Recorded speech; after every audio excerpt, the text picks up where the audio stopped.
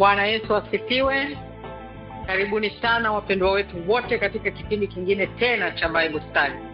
Kama kawaida vipindi vyetu vya Bible Study vinaletwa na kanisa la Umoja lililopo Dallas, Texas.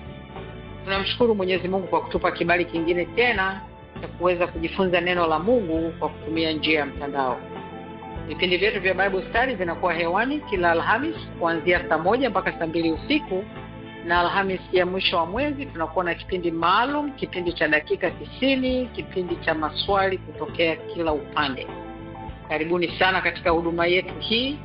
Tunamshukuru Mungu tunaweza kuongea na kujifunza neno la Kiswahili kwa njia ya mtandao.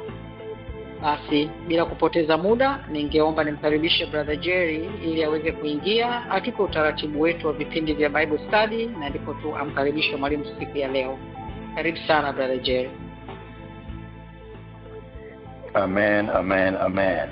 Asante sana Eda Priska Mugaya Mshana akizungumza mbashara kutoka Dallas, Texas, ilipo makao makuu ya huduma zetu za Umoja International Church. Karibu katika kipindi kingine hiki cha Bible Study. Itakuwa ni sehemu ya pili ya somo tulikuwa tumeanza wiki jana. Title tutakayoendelea nayo kwa siku ya leo ni heshima na maadili katika familia. Heshima na maadili katika familia. Kalenda yako tutakukumbusha kwamba ni tarehe 16 ya Oktoba kama huko Marekani, 17 imeshaingia kwa huko nyumbani East Africa, ikiwa ni siku ya Mungu ya ngapi hii kwa mwaka huu? Ni siku 287 kati ya zile 365 zitegemea wiki 52 kati ya 52 wiki 42 katika 52 kwa bagiza wiki 10 tu kwa mwaka uweze kuisha. Tunamshukuru sana Mungu katika upendeleo huo. Kwa sasa line yako katika mute, tafadhali tumia muda huu kwa shemasi, karibisha wengine ukiwaforwardia kile kilichokumbusha kuingia kwa taarifa kwamba kipindi chako cha Umoja Church Bible Study kwa lugha ya Kiswahili kipo hewani. Wiki jana tulikuwa na mtumishi wa Mungu Reverend Dr. Enoch Mbyuka, na katika somo lile alianza na Mwanzo 18-19, alibaki katika Mwanzo ile 17-15 katika kujenga. Alisoma Ayubu 22-21 na akaingia kitabu cha Methali akisoma 3:4 na 27. Vyote hivyo akiwa anatengeneza foundation ya somo hili la heshima na maadili katika familia. Tuliweza kujifunza pamoja na mengine yote kwamba foundation kwamba ndoa nyingi za siku hizi alitumia mfano wa 5G, ni zile ambazo zinakwenda bila kufuata maadili. Alisema kwamba kuna mnyoko maadili na staha na nidhamu ambavyo vinakuja kuleta mambo mengi tu. Vile nazungumza kwamba kuna Mungu anashirikisha wazazi na urithi wa kiimani na nafasi za mzazi moja moja katika vizazi vinavyofuata. Alipita sehemu nyingi katika hizo. Nitamkaribisha atakaye katika sehemu ya pili kwa siku ya leo. Atakapoingia utamsikia akifungua kwa sala, atarudi kutoa summary kama kitaka pale ambapo tulishia wiki jana, na moja kwa moja ataingia katika sehemu ya pili ya vipindi vitatu ya somo hili. Kumbuka basi nafasi yako nyingine hii ya kuwashemazi, karibisha wengine. Kuna maswali mawili ambayo alipose last week, tulizungumza moja kwa kiasi, la pili tutaendelea kwa siku ya leo. Na kwa wale ambao wanakumbuka, alizungumza ama alipose question akasema, je, watenda haki na watu waadilifu wanatengenezwa ama not? Anataka kupata maoni yako, na vile akagusia kwamba tunajifunza nini kuhusu mpango wa Mungu kwa familia zetu na vizazi vijavyo. Hiyo ni sema ambayo alikuwa amepause kidogo kuweza kupata mitazamo yetu. Basi ataingia katika sema pika nilivyosema kwa siku ya leo. Namshukuru Mungu kwamba ameweza kuamka. Kule nyumbani ni saa ngapi? Almost saa 9 alfajiri asubuhi. Tunamshukuru sana Mungu ameweza kumwamsha salama salamini. Tunamwona kwa decline kwa hivi sasa. Basi bila muda nitachukua nafasi kumkaribisha mtumishi wa Mungu Reverend Dr. Enoch Mbyuka. Baba mchungaji, karibu tena katika kipindi chako cha Bible Study kwa lugha ya Kiswahili cha Umoja Church, sehemu ya pili ya somo letu hili tulianza wiki jana la heshima na maadili katika familia. Karibu baba. Asante na nashukuru wapendwa watu wa Mungu, na wasalimu katika jina la Yesu. Amen. Amen. Amen. Ninadhani sauti yangu inasikika vizuri. Unasikika mtumishi? Tunayo kila sababu kumshukuru Mungu tena kutupa kibali cha kuendelea kuishi na kumtumikia. Tuombe. Mwenyezi Mungu, tunakushukuru kwa mibaraka yako mingi katika maisha yetu. Tunasema asante kwa sababu hatustahili lolote mbele zako, bali neema yako yatuwezesha. Umetupa wasaa tena siku ya leo na muda huu kujifunza kutoka kwako, kwa sababu Bwana una haja nasi. Roho Mtakatifu, tukumbushe, katufundishe kuyatenda mapenzi yako. Tunaomba haya kwa Yesu Kristo Bwana wetu. Amen. Amen. Amen. Amen. Wapendwa watu wa Mungu, tunaendelea na mada yetu kama ilivyokwisha tangulia kusemwa, inayohusu heshima na maadili katika familia. Ni vizuri nikafanya recap kidogo kwamba sehemu ya kwanza ya somo letu lililopita nilitoa utangulizi wa mada. Tuliona jinsi maendeleo ya teknolojia, utandawazi yalivyosababisha mabadiliko ya mfumo wa maisha katika uhusiano wa familia. Pia nilifafanua kwa kina somo kutoka Mwanzo 18 mstari wa 19 ambalo ndilo linalotuongoza katika mada yetu hii. Na pamoja na kufafanua somo hili, tuliangalia pia umuhimu wake katika familia zetu za leo. Kwa ujumla katika somo hili tulijifunza kwamba Mungu alimchagua Ibrahimu kwa kusudi la kifamilia na kijamii. Pamoja na mambo mengine, Ibrahimu alichaguliwa kuwa kiongozi wa kiroho na kuwa kielelezo cha Mungu na daraja la kupeleka tabia, sheria, kanuni bora za maisha na uadilifu wa Mungu kwa vizazi vyote, kuanzia katika nyumba yake, kuanzia katika familia yake. Leo tunaingia sehemu ya pili ya mada yetu, na imempendeza Mungu nizungumze mambo makuu yafuatayo. La kwanza, leo nitaeleza maana ya maneno heshima, maadili na familia, kwa sababu mada yetu inasema heshima na maadili katika familia. Maneno heshima, maadili na familia ni maneno ya msingi katika mada hii ambayo ni muhimu niyafafanue. Lakini pia leo tutaangalia nguzo zinazojenga heshima ya familia. Nguzo zinazojenga heshima ya familia. Karibuni sana katika mafunzo haya ambayo Roho Mtakatifu anaendelea kutufundisha. Tuanze kuangalia neno heshima. Inawezekana ni rahisi kulitamka, lakini inawezekana pia watu wasijue neno heshima limebeba mambo gani.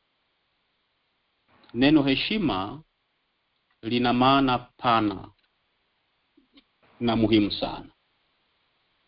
Kimsingi tunapozungumzia heshima, tunazungumzia mambo yafuatayo. Kwanza tunazungumzia staha na adabu. Tunazungumzia masuala ya discipline. Staha na adabu ni kitendo cha kuonyesha adabu, ni kitendo cha kuonyesha staha na kujiheshimu. Ni kitendo kinachoonyesha jinsi mtu anavyoweza kushughulika na wengine. Hii inajumuisha maneno ya mtu na matendo yake. Kwa hiyo tunapowahudumia watu wengine, tunapojali watu wengine ni sehemu ya kuheshimu hao watu wengine kwa maneno yetu na matendo yetu. Neno heshima pia limebebwa na recognition, utambuzi na kuthamini. Unapotambua mchango wa mtu mwingine, unapothamini mtu mwingine, unapoeleza sifa za mtu kuhusu mtu, unapoona thamani ya mtu huyo au kitu hicho, maana yake ni kwamba unamheshimu mtu huyo. Kwa hiyo kutambua na kuthamini ni sehemu ya kuonyesha heshima. Kila mtu anastahili heshima bila kujali cheo, bila kujali hali au mali yake. Kwa nini? Kwa sababu kila mtu ameumbwa kwa mfano wa Mungu. Kwa hiyo kila mtu anastahili heshima bila kujali cheo, hali au mali yake. Lakini neno heshima limebeba hadhi na sifa njema. Hii inahusu jinsi mtu anavyochukuliwa na jamii kutokana na tabia, mafanikio au msimamo wake mzuri. Ni sifa nzuri, uaminifu na kutofanya vitendo vya aibu. Kwa hiyo mafanikio ya baba, mafanikio ya mama, tabia ya baba, tabia ya mama, tabia njema, msimamo mzuri wa mama, msimamo mzuri wa baba, msimamo mzuri wa familia, mafanikio ya familia, tabia njema ya kifamilia, haya yote yanajenga heshima.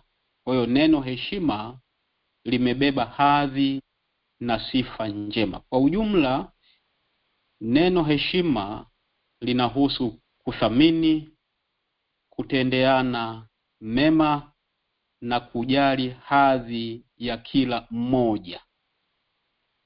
Kwa sisi kama wanafamilia, sisi kama Wakristo, tunapotendeana mema, maana yake tunaheshimu watu wengine. Tunapozungumzia heshima ya familia,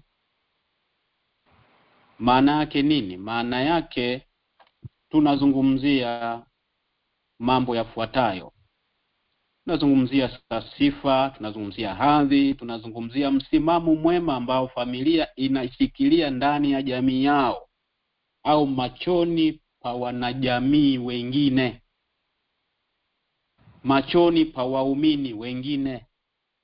Kwa kifupi, heshima ya familia ni thamani ya kijamii inayotokana na jinsi wanafamilia wanavyoishi na kuendesha maisha yao. Hiyo ndio maana ya neno heshima. Kwa unaweza kuona neno heshima limebeba mambo mengi. Sio mambo tu ya nidhamu, hapana. Hata kujali wengine ni sehemu ya heshima. Tuangalie neno maadili. Neno maadili linamaanisha misingi muhimu. Misingi muhimu, kanuni au viwango vya tabia vinavyokubalika katika jamii au kundi fulani. Kwa kifupi, neno maadili limebeba mambo yafuatayo. Kwanza, mwenendo mwema. Mwenendo mwema maana yake kufanya yaliyo sahihi, kufanya yaliyo mema, kufanya yaliyo haki, kutenda haki. Ibrahimu alipoambiwa na Mungu wafundishe wanao na jamaa yako njia ya Bwana, kutenda haki na maadili. Maana yake Mungu alikuwa anamwelekeza Ibrahimu, familia yake inapaswa kuwa mfano mwema kimwenendo. Familia yake ifanye yaliyo sahihi, familia yake ifanye yaliyo mema, familia yake iwe chimbuko la haki. Lakini pia neno maadili limebeba heshima, kuwa na tabia njema, kufuata sheria na kuwa mwaminifu. Kwa ujumla, maadili huongoza jinsi watu wanavyotenda, jinsi watu wanavyoamua mema na mabaya, na kudumisha utaratibu na heshima katika mahusiano ya kibinadamu. Sasa katika somo letu tunapozungumzia maadili, maana yake nazungumzia maadili ya Kikristo zaidi, pamoja kwamba nazungumzia pia maadili ya kijamii. Tunapozungumzia maadili ya Kikristo, maana yake tunazungumzia muongozo wa jinsi ya kuishi maisha matakatifu, ya kumpenda na kumpendeza Mungu, na ya kuwajali watu wengine kulingana na mafundisho ya Biblia. Kwa tunaposema pia maadili, maana yake tunazungumzia family values. Maadili ya familia ni kanuni, ni imani, ni tabia na miiko ambayo familia inashikilia na kuishi kwayo. Maadili ya familia ni kama dira, ni kama msingi unaoelekeza jinsi wanafamilia wanavyopaswa kuishi, wanavyopaswa kuheshimiana na kushirikiana ndani na nje ya nyumba yao. Ndani na nje ya nyumba yao. Maadili ya familia ndiyo yanayoipa familia utambulisho na muongozo wa maisha. Kwa hiyo neno maadili limebeba mambo mengi. Na sasa tuangalie neno familia. Neno familia katika mada hii limetumika likiwa na maana ya baba, mama na watoto, nuclear family. Ndio nayoizungumzia hapa. Na napozungumza neno familia, mkazo ni familia ya Kikristo.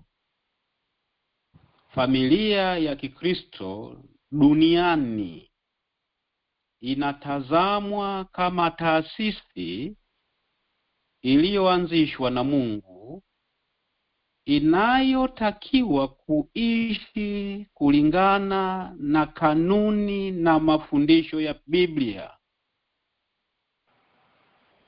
Kwa hiyo wasio wa Kristo wanapoitazama familia ya Kikristo, wanatamani kuiona familia ya Kikristo kama kielelezo cha Mungu.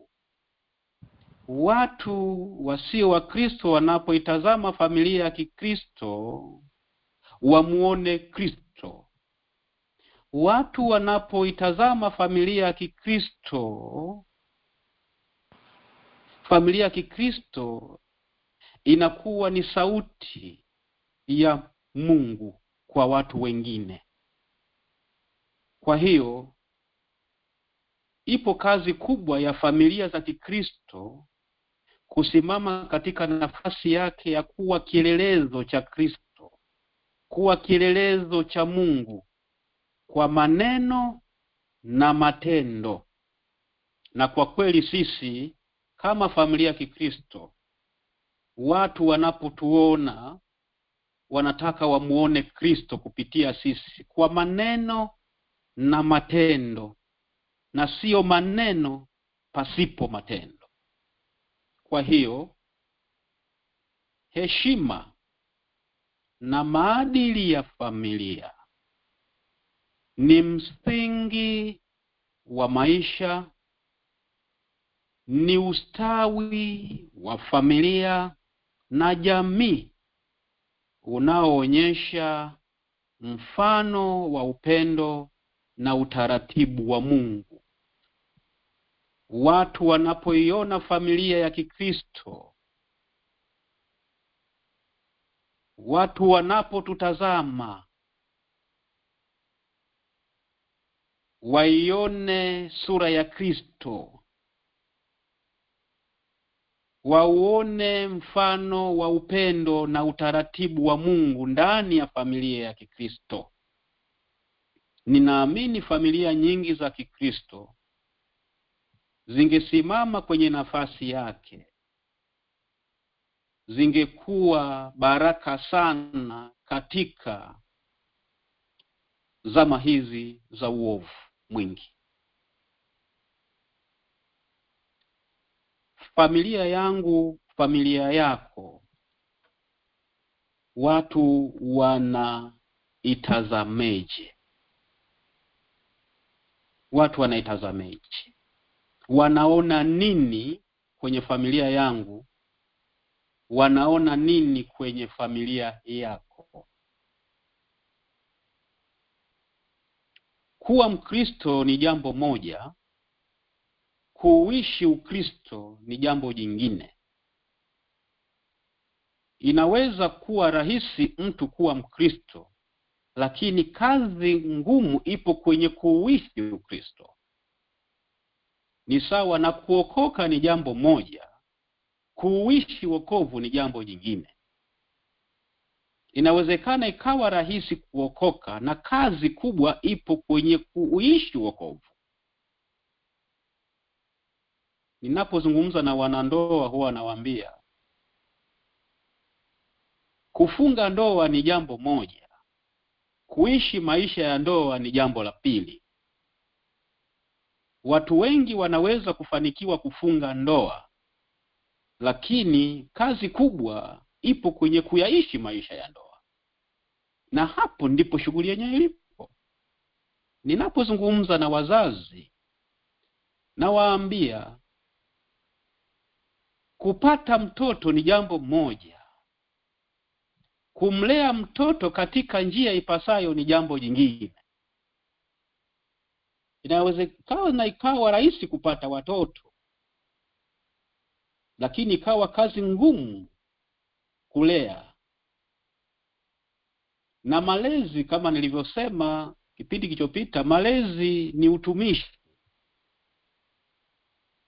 Mzazi anapolea asisahau na yeye kujilea. Kwa hiyo tumejaliwa watoto, ni zawadi kutoka kwa Mungu, lakini kuna responsibility katika kuwalea. Kwa hiyo familia ya Kikristo inapaswa kujengwa katika misingi hiyo niliyoizungumza. Watu wanapoitazama familia ya Kikristo wauone upendo wa Kristo. Watu wanapoitazama familia ya Kikristo wauone utaratibu wa Mungu. Kwa hiyo tunapozungumzia familia pana ya Kikristo kama kanisa, watu wanalitazama kanisa kama hospitali ya kiroho, mahali ambapo watu wanakwenda kupata faraja, amani, kuhuishwa roho zao, nafsi zao, kujengwa, amani, kurejesha matumaini kwa waliokata tamaa, kugangwa mioyo yao. Wanapokuja kanisani wanatazamia wakutane na Kristo. Sasa tatizo linakuwa pale kanisa linapogeuka kuwa uwanja wa fujo. Kanisa linapoteza ushuhuda na nguvu yake ya kitume. Hivyo hivyo kwenye familia ndogo tunayoita familia ya Kikristo, ya huyu baba, ya huyu mama, lakini na hawa watoto wake. Baada ya kuangalia maana ya heshima, maadili na familia, na kwa kweli kipekee familia ya Kikristo, sasa tuangalie nguzo zinazojenga heshima ya familia ya Kikristo. Heshima ya familia haipatikani kimiujiza. Heshima ya familia inajengwa, na kujenga kitu chochote ni mchakato, ni process.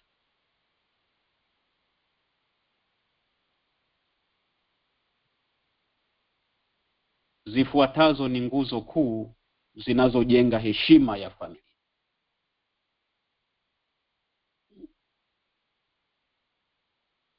Nguzo ya kwanza ni maadili na tabia njema. Maadili na tabia njema ni nguzo ya kwanza inayojenga heshima ya familia ya Kikristo. Maadili na tabia njema ni nguzo kuu. Tunapozungumzia maadili na tabia njema, hii ni pamoja na uaminifu, unyenyekevu, bidii na kujiepusha na matendo yasiyofaa yanayoweza kuiaibisha familia. Kwa hiyo, familia ya Kikristo inapaswa kuishi kwa uadilifu na kusema kweli, kama tunavyosoma katika Zaburi ya 15 mstari wa 2. Unaposoma Zaburi ya 15 mstari wa 2, hii inamaanisha kuwa waaminifu kwa Mungu na kwa kila mmoja, kuepuka uongo, udanganyifu na unafiki ni sehemu ya maadili na tabia njema. Kwa hiyo, tunapoona kuna watu wanafiki ndani ya kanisa,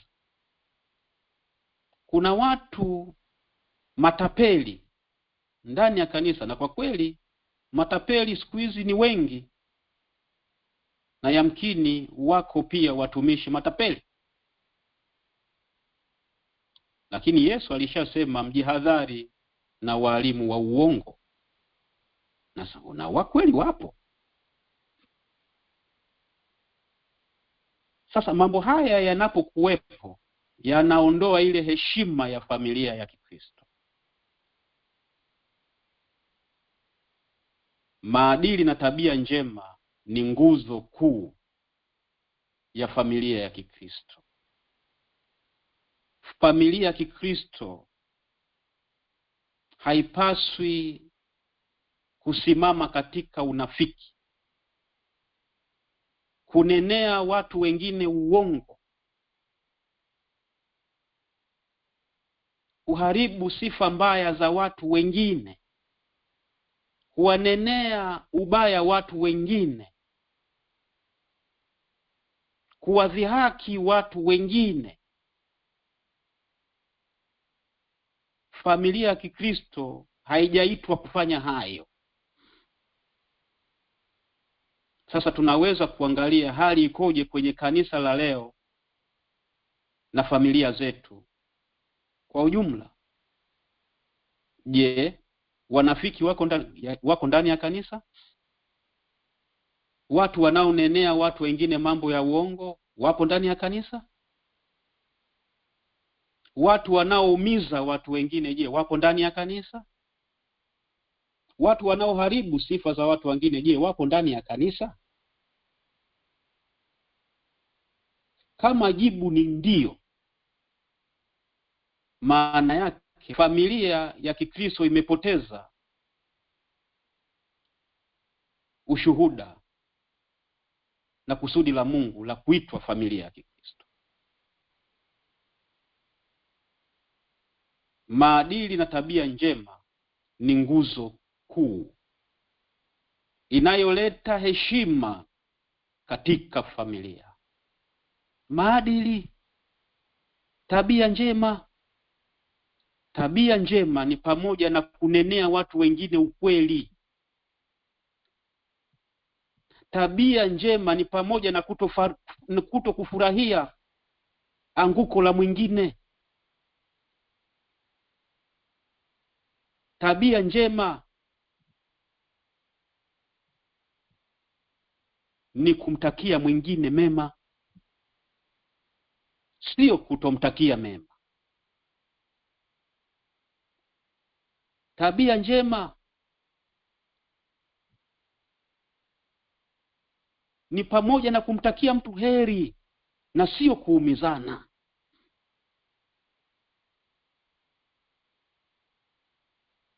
Tabia njema ni pamoja na kuwasaidia wengine wanapokuwa na shida,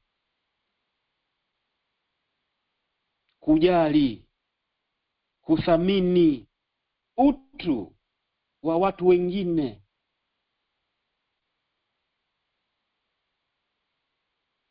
Tunaposoma katika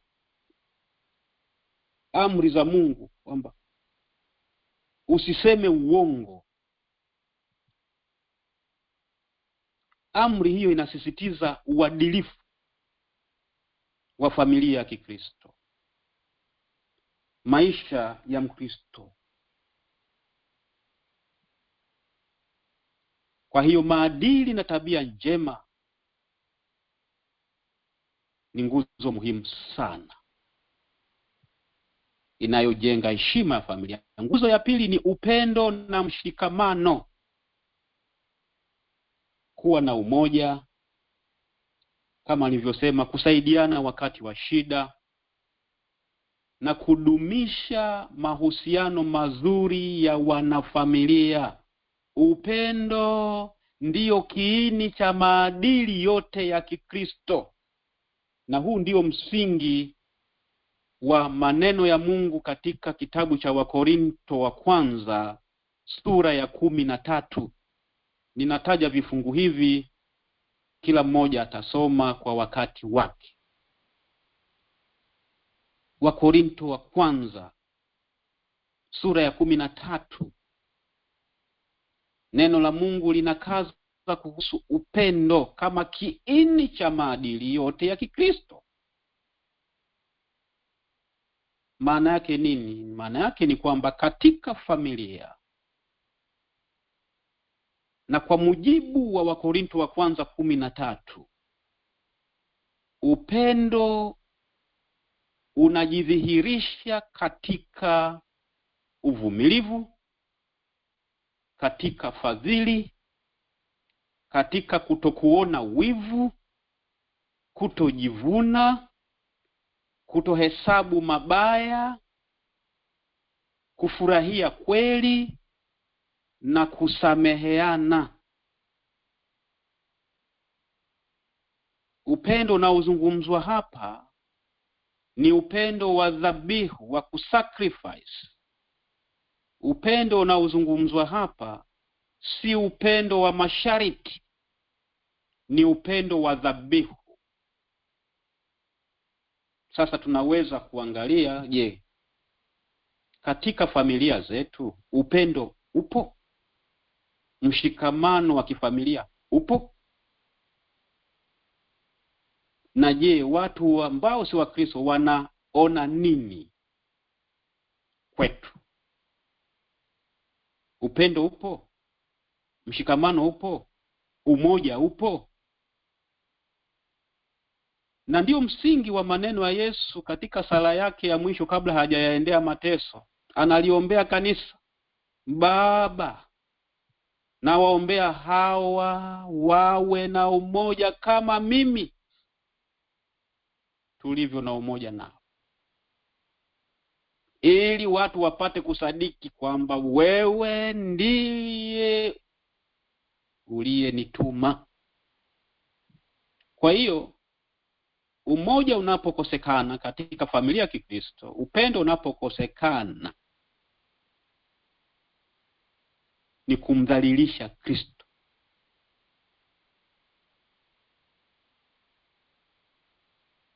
Kutokuhesabu mabaya.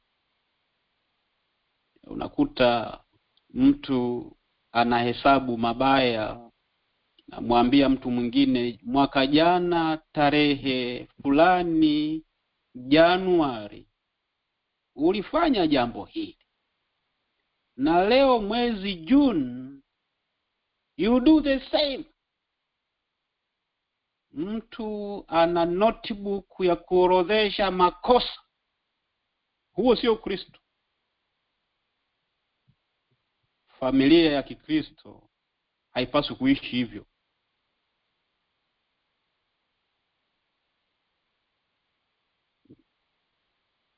Upendo na mshikamano, nguzo muhimu inayojenga heshima ya familia. Watu wanapoona upendo, wanapoona mshikamano katika familia zetu, hayo matendo yanajenga heshima ya familia, kwa sababu yanashuhudia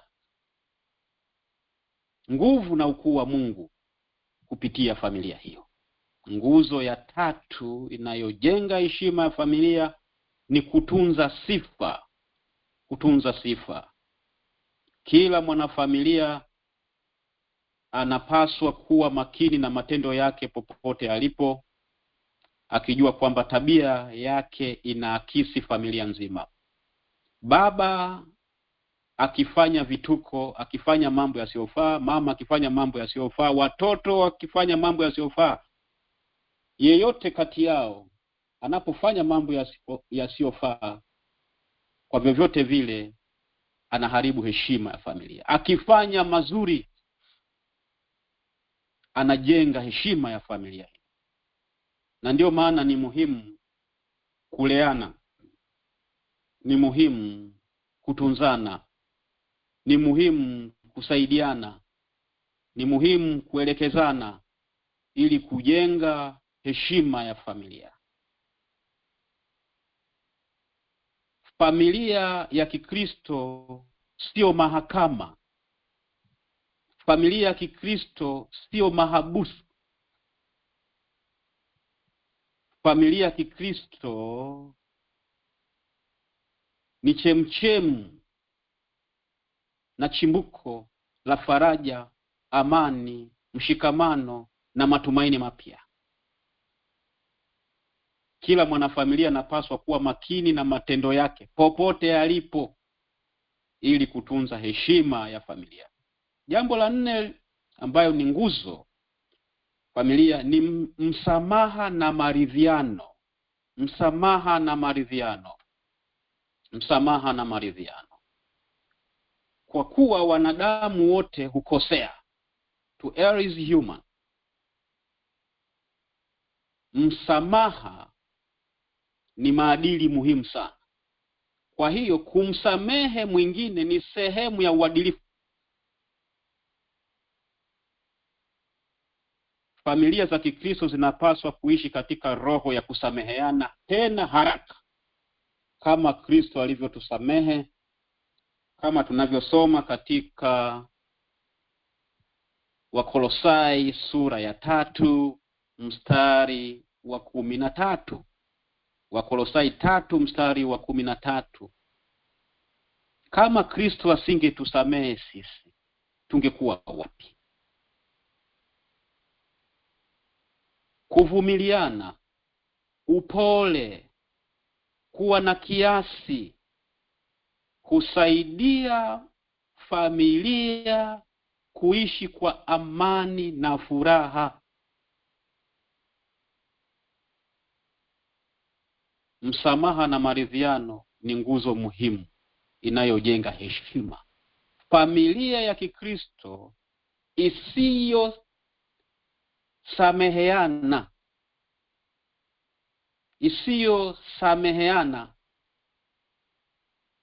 haiwezi kuwa na amani na haiwezi kuwa na furaha, haiwezi kuwa na utulivu na haiwezi kuwa na mafanikio.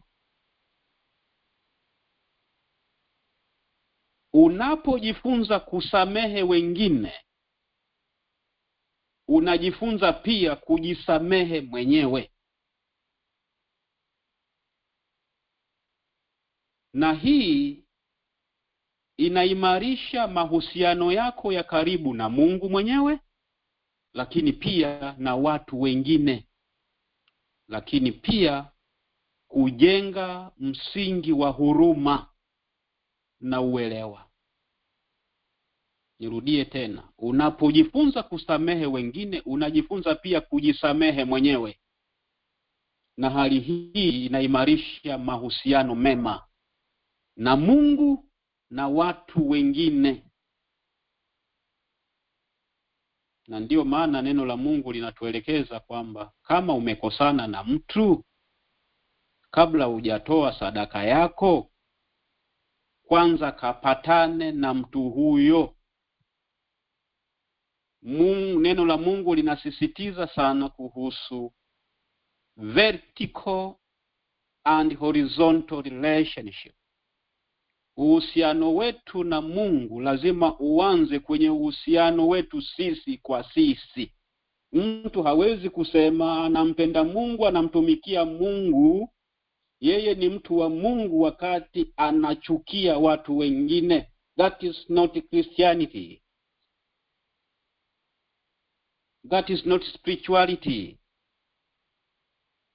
Kushikilia chuki na kukataa kusamehe kuna athari hasi, negative effect kubwa katika maisha ya mtu mwenyewe na watu wengine.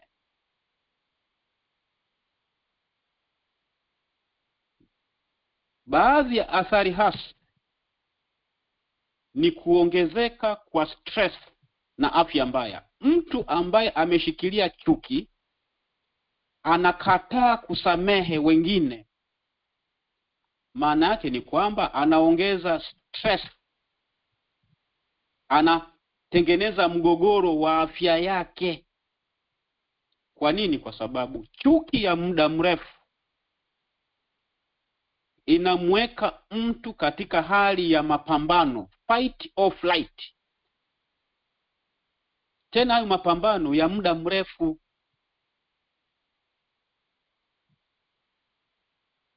Na mtu anapokuwa katika hali hiyo ya chuki, kutokusamehe watu wengine, anasababisha, wataalamu wa afya anasema hiyo hali inasababisha kuongezeka kwa hormone, inasababisha kuongezeka kwa homoni za stress kama cortisol, ambayo hudhoofisha kinga ya mwili na kuongeza hatari ya magonjwa sugu. Kwa hiyo kushikilia chuki na kukataa kusamehe wengine, manake mtu anakaribisha pia matatizo ya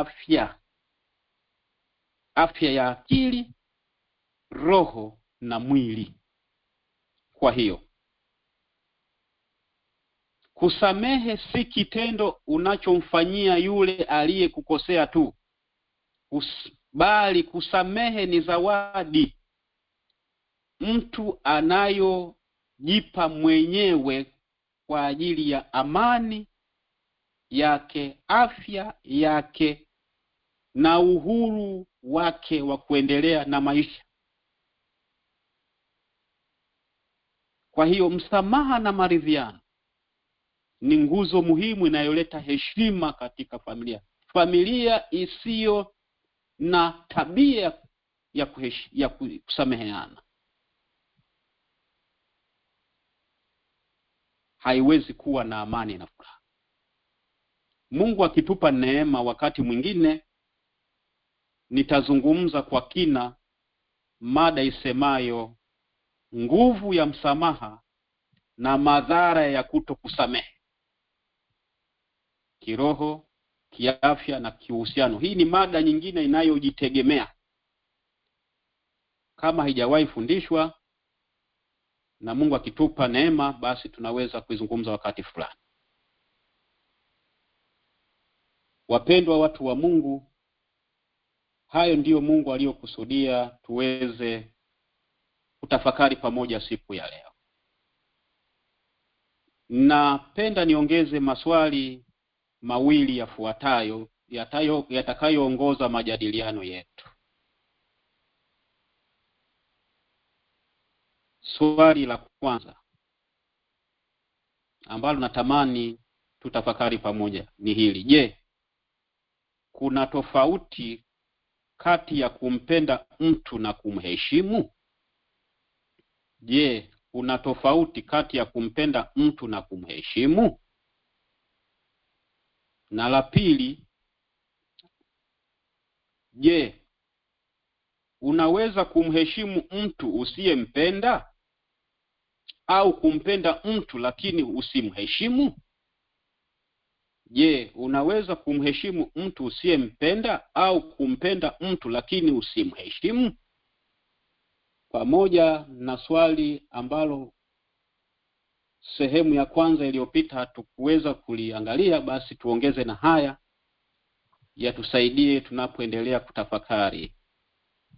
Mungu awabariki sana. Asanteni kwa kunisikiliza. Amen. Amen, amen, amen. Amen, amen, amen. Asante sana mtumishi wa Mungu, Reverend Dr. Mliuka, kwa kusimama nasi katika sehemu ya pili ya somo hili zuri kabisa. Title hili kwamba mmeingia kuchelewa. Title ambayo tumekutana naye kwa wiki ya kwanza na siku ya leo wiki ya pili ni heshima na maadili katika familia. Heshima na maadili katika familia. Na kama ambavyo umeweza kufuatilia hapo kwa siku ya leo ambayo ilikuwa ni sehemu ya pili ya vipande vitatu ya somo letu, basi tulikuwa tumejikita zaidi katika heshima, maadili na familia kwa maana hiyo. And then of course alizungumza hivi kuhusu nguzo zinazojenga heshima na familia. Tunakushukuru sana mtumishi wa Mungu. Mungu aendelee kukubariki wewe na huduma yako. Na kama kawaida yetu, basi kabla tutawanyika, tunapata nafasi ya kushirikiana pamoja katika mdahalo itakayosema maswali na majibu. Na kama umeweza kusikiliza, mtumishi ameweza kupose maswali mengine mawili, tukaanza nayo hayo. Nitajaribisha kupita vile ambavyo vinaweza kuandika kwa haraka. Je, kuna tofauti kati ya kumpenda na kumheshimu mtu? Je, kuna tofauti kati ya kumpenda na kumheshimu mtu? Na changamoto ya pili inauliza kwamba je, unaweza kumheshimu usiyempenda ama kumpenda usiyemheshimu? Tuko maeneo hayo. Angalia simu yako, wote katika mute kwa hivi sasa, utabonyeza alama ya nyota nambari 6, yani *6 mara moja tu, itakutoa katika mute. Tafadhali jitambulishe japo kwa jina la kwanza na pale ulipo, and then utakuwa nafasi ya kuongea kwa dakika takribani 2 mpaka 3. Tunaamini kabisa kwamba tunaweza tukapita hapo. Karibu. Bwana Yesu asifiwe. Amen, amen, amen. Nafikiri dada Mesa, karibu. Amina. Asante kaka Jerry. Tunashukuru sana mwalimu wetu jioni ya leo. Asante sana, Mungu akubariki mtumishi kwa kutufundisha. Basi mimi katika kurejea katika hayo maswali yaliyoletwa kutokana na neno la Mungu ambayo amelisoma katika ile wa Korinto wa kwanza 13. Maneno yanasema yani katika upendo tunatakiwa kuwa wavumilivu, tunatakiwa kuwa tusihesabu mabaya kama vile ambavyo yalivyoorodheshwa. Kwa hiyo katika kujibu naweza kusema kwamba ukiwa unampenda mtu lazima utamheshimu. Utamheshimu hata pale ambapo atakuwa amedondoka, utamhifadhi. Utamheshimu hata pale atapokuwa amefanya mabaya, utamsamehe. Utamheshimu kwa sababu ndivyo maadili yanavyotuongoza, kwamba ukimpenda mtu lazima katika moyo wako uonyeshe kwa matendo, na matendo ndo hayo. Kwa hiyo ina maana kwamba ukimpenda mtu lazima utamheshimu, kwa sababu heshima pia inakuja na matendo. Amen. Amen.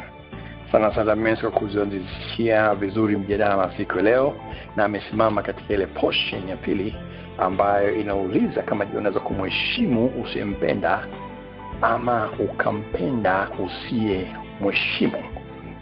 Ameanza hapo. Karibu tusikize mtu mwingine. Bwana Yesu asifiwe. Amen, amen, amen. Karibu, nafikiri mchungaji Mangesho huyo. Yes. Nafika vizuri na kama network yangu imekaa vizuri kidogo. Yeah, so far Mungu anasimama na wewe. Amen.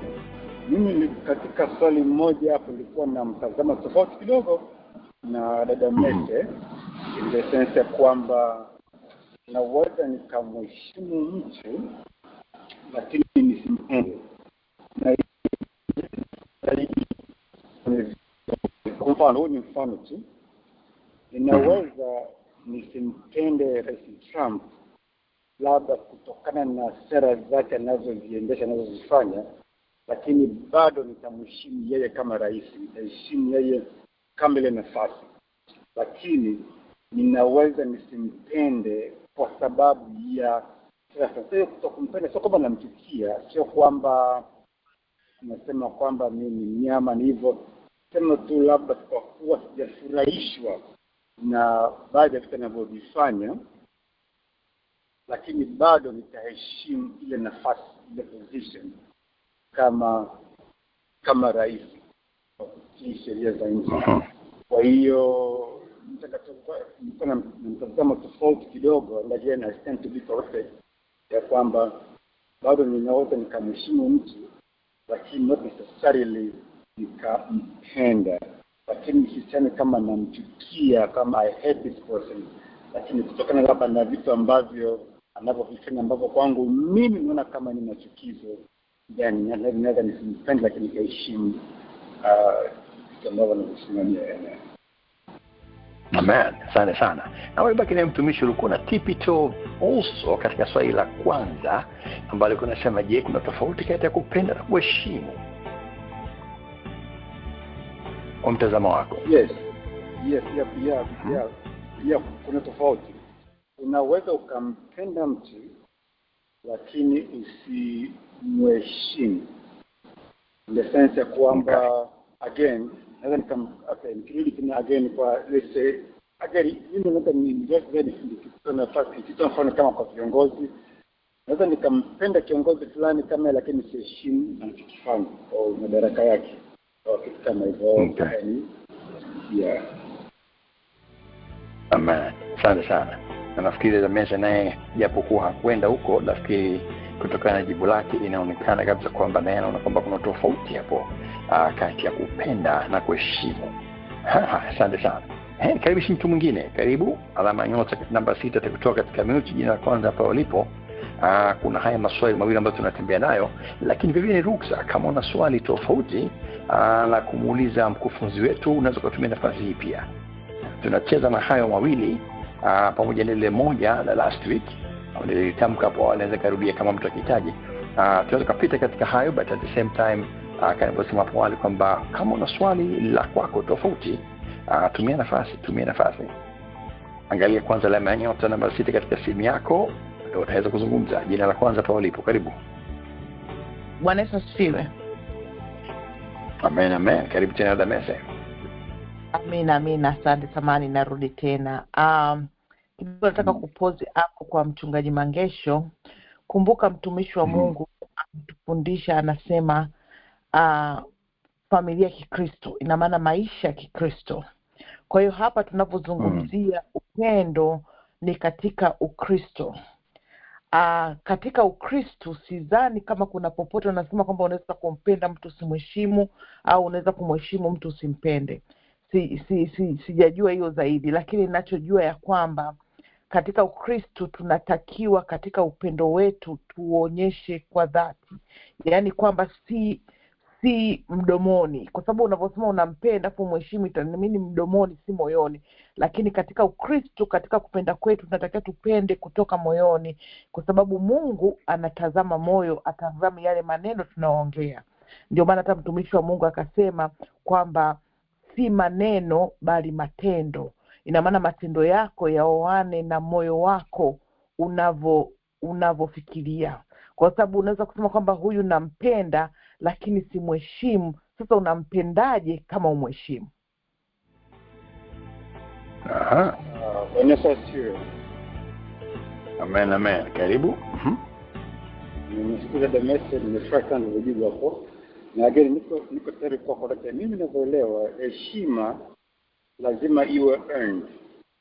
Heshima sio kitu ambacho ni automatic. So kwa mfano, tuseme mfano tu, let's say ni mtoto, alafu let's say babangu ni mlevi, ni mwizi mfano, na somehow hasimami vizuri katika nafasi kama baba. Sasa kutokana na hiyo hali, kuna vitu vingine quote and quote ninaweza nisiheshimu kama nikiona kama inanipeleka pabaya. Unaona?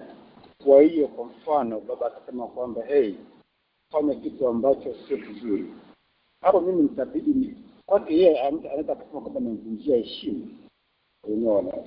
Kwa hiyo bado nitampenda kama baba, lakini kuna maeneo fulani nasema hivi, bado nitampenda kama baba, bado atakuwa na ile heshima kama baba, yani ile heshima kama baba, lakini kuheshimu baadhi ya vitu vingine then itakuwa ngumu kidogo kama akiniambia nifanye vitu ambavyo ni kinyume na mapenzi ya Mungu. Sasa kwa mfano kama mtu ambaye ni baba lakini anafundisha ile maadili ya Mungu hivyo na anafuata Biblia, then nitampenda na kumheshimu katika hiyo maeneo na kuheshimu maagizo yake as long as ni maagizo ya Mungu.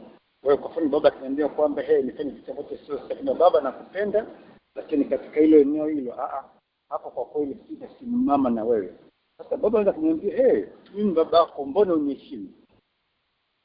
Baba nakuheshimu kama baba, lakini katika ile eneo sitaweza kusimama na wewe. Lakini kama baba ambaye anafuata maadili vizuri, anafundisha ile anaendea mambo ya Mungu, kwanza kuheshimu na nitasimama na yeye katika nafasi. Kwa hiyo labda mtazamo wangu mimi hapo, again niko kando kwa correct kanisa kwa nini. Amen. Asante sana. Mtumishi wakati anafundisha akisema heshima, alisema kwamba ni staha na adabu. Maneno ya mtu na matendo yake. Azungumza vivyo kwamba ni sifa, ni hadhi, ni msimamo wa familia machoni pa wengine. Kwa hiyo alionyesha kwamba heshima kama heshima inabidi iwe hivyo, tofauti na hapo basi si heshima. Ndio dawati liweza kunukuu hapo. Kabla sijamkaribisha mwalimu, nikaribisha kama kuna mtu mwingine tofauti hapo, mtu wa tatu.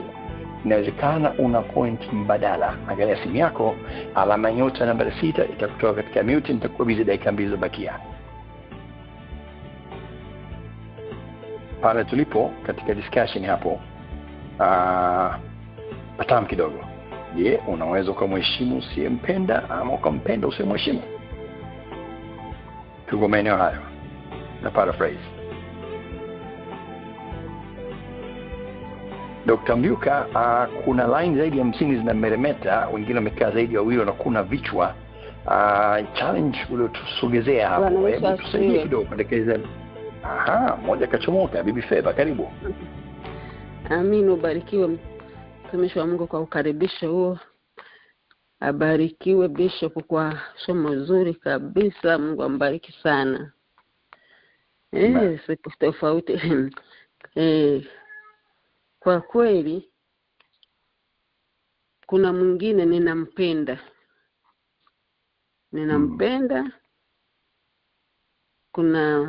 lakini mimi naona ukimpenda lazima utamheshimu. Ukimpenda utamheshimu. Hivi vyote vinafuatana. Lazima mimi kama ninakupenda wewe mtumishi wa Mungu, je ninakupenda mwanangu, lazima nikuheshimu. Mimi kwangu ndio jibu langu. Kama nakupenda lazima nikuheshimu.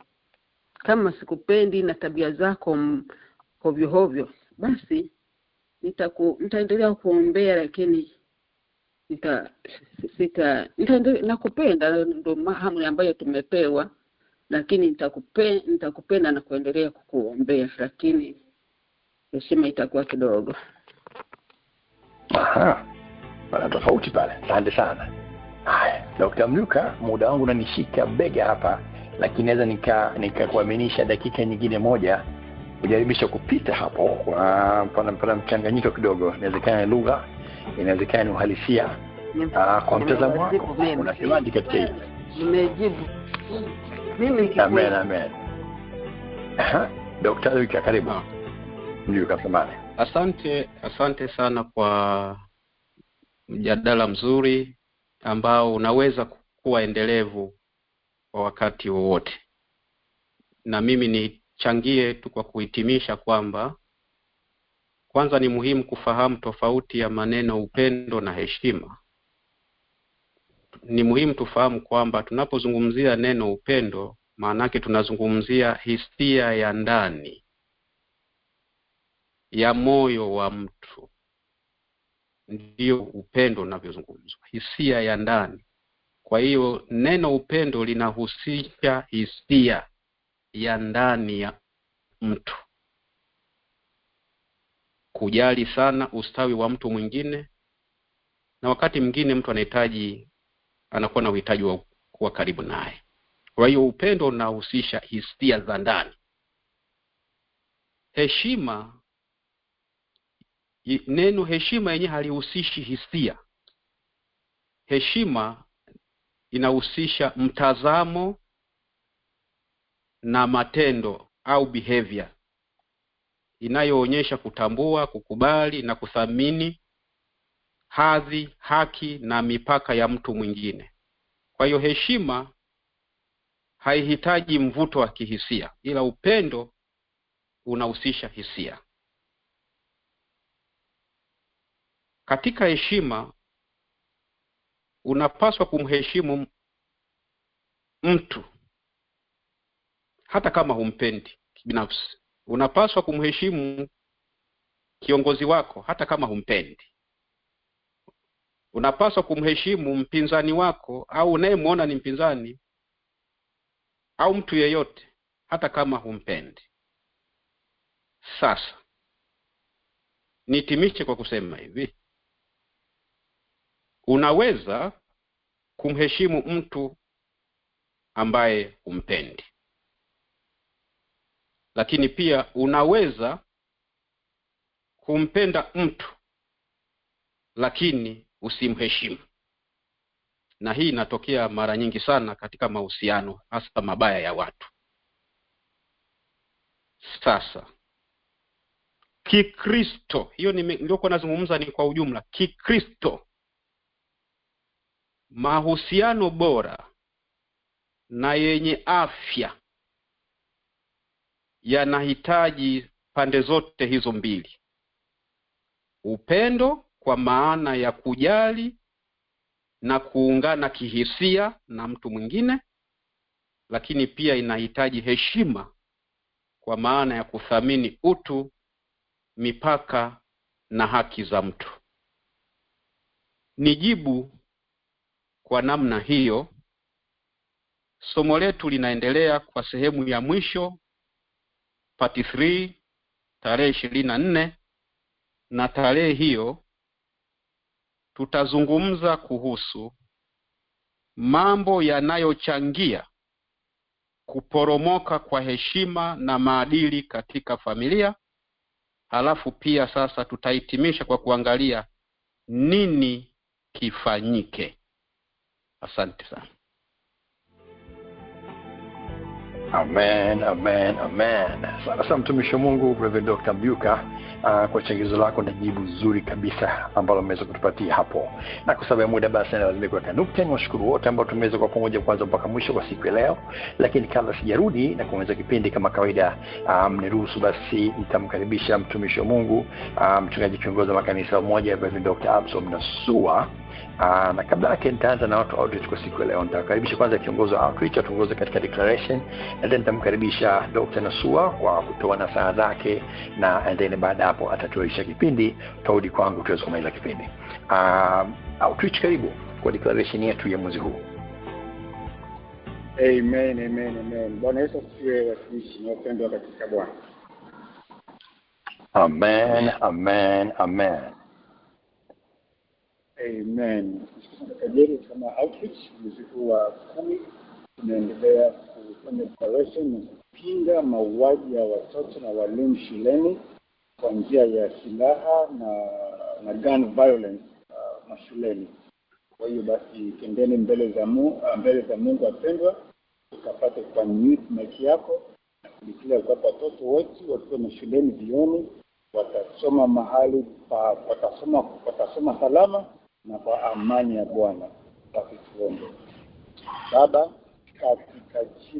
katika jina la tunakuja mbele za uso wako Baba, ninakwenda kupinga, ninakwenda kuharibu mauaji yote ya shule zote za Marekani katika jina la Yesu. Mauaji ya kutumia silaha hata kwa fungu la shule zote za Marekani, lakini pia shule zetu za Texas katika jina la Yesu. Tusomona mbele hai umesema tukiomba lolote katika jina la Yesu utafanya, nasi Bwana tunaagri pamoja ya kwamba hakutakuwa na mauaji ya namna yote katika jina la Yesu. Tusomona mbele hai Baba na Baba na mshukuru. Amen. Amen. Amen. Basi nichukue nafasi kwanza kushukuru dawati zima la Bible Study chini ya Priska Mungai Mshana, Jerry Mkoni, Hilda Biabato, Jimmy Msemo na Alan Mfuru kwa kazi kubwa na nzuri mnaifanya. Mungu awabariki sana. Amen. Amen. Amen. Pili, nichukue nafasi kumshukuru sana mtumishi wa Mungu Dr. Mliuka kwa jinsi ambavyo ametuingiza kwenye sehemu ya pili vizuri, tena vizuri mno, na Mungu akubariki sana mtumishi wa Mungu. Amen. Amen. Amen. Glory to God. Amen.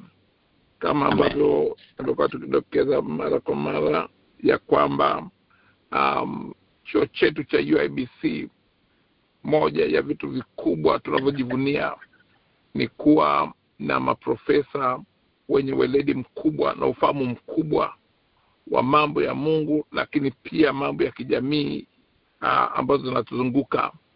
Na kama alivyosema Dr. Mliuka ni mmoja kati ya wakufunzi wetu kwenye chuo cha UIBC, na nikutie moyo kwamba weka mkakati, weka lengo la kujiunga na chuo. Hii ni sehemu tu ya vitu ambavyo unaweza ukavipata ukiwa sehemu ya chuo, ukiwa sehemu ya chuo chetu cha UIBC. Haya ni baadhi ya mambo ambayo unaweza kupata. Sio tu kwamba unafundishwa kuwa na msisimko, lakini unafundishwa na kuelewa na unaelewa vizuri, kama ambavyo tumeona mtumishi wa Mungu akiwa anambamba na hili somo kuanzia wiki ya kwanza na sasa wiki ya pili na wiki ya tatu ambako anakwenda kumalizia. Tunaamini tutakwenda kupokea zaidi. Baada ya kusoma maneno hayo, niende kutoa baraka za mwisho. Mungu tunayemtumikia kwa nguvu, upendo na uaminifu, yeye ambaye ahadi zake ni kweli na amini, siku zote zimepitiwa na kuhakikishwa, awalinde, awatunze na wafanikishe katika kila tendo jema, katika jina la Mungu Baba na Mwana na Roho Mtakatifu. Amen. Amen. Amen. Amen. Amen. Amen. Amen. Amen. Asante sana mtumishi wa Mungu Reverend Dr. Absalom Nasua, mchungaji kiongozi wa makanisa ya Umoja, kwa nasaha zako na kutuarisha kipindi kwa sala ya jioni. Dawati, nachukua nafasi kuwashukuru wote kabisa ambao tumeweza kwa pamoja kwa siku ya leo, kwa sehemu ya pili ya somo letu. Kumbuka basi sehemu ya 3 inakuja wiki ijayo. Usikose kuingia ili upate full course meal ambayo imeweza kuandaliwa mtumishi wa Mungu katika kila ambacho Mungu ameweza kumleta aweze kutufundisha katika kipindi chetu hiki, katika ministry yetu hii ya Bible Study. Niruhusu basi kipekee niwashukuru watumishi ambao nimeweza kuona wakiwepo katika line kwa siku ya leo. Umeweza kumsikia Dr. Nasua a few seconds ago. Before that na kuweza kumsikia lakini wapo.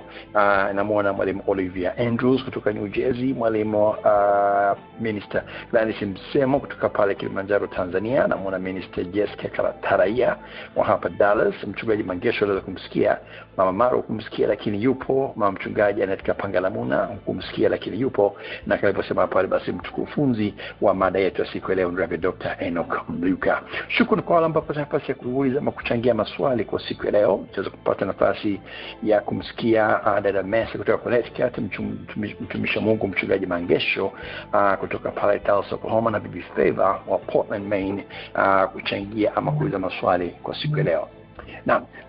Dawati napenda kuwashukuru wote ambao tumeweza kwa pamoja katika vipindi hivi viwili. Kanaposema kipindi kingine kinakuja, unapata nafasi kumtembelea mtumishi kwa kuangalia katika tovuti yake ile ya Tamafa, tamafa.org, tamafa.org. Utaweza kuona baadhi ya shule ambazo zifanya, ziko nyingi lakini ni moja wapo tunataka kuwapasha zaidi na zaidi katika kile ambacho anakifanya kule nyumbani Tanzania, akiwa kama mchungaji lakini vile vile akiwa kama profesa mkufunzi wa vyuo mbalimbali. Kama kusema Dr. Nasua, kimoja hapo basi ikiwa ni cha kwetu hiki cha Umoja Church, cha Umoja Bible College.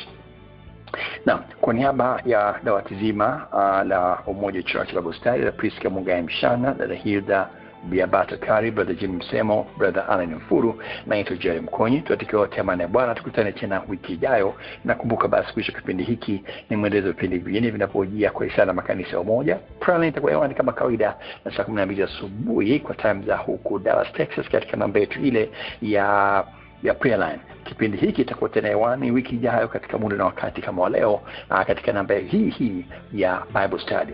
Tunatikiwa temane Bwana. Usiku mwema, alfajiri njema kutokana na majira na wakati uliopo. Amen. Amen. Amen. Amen. Amen.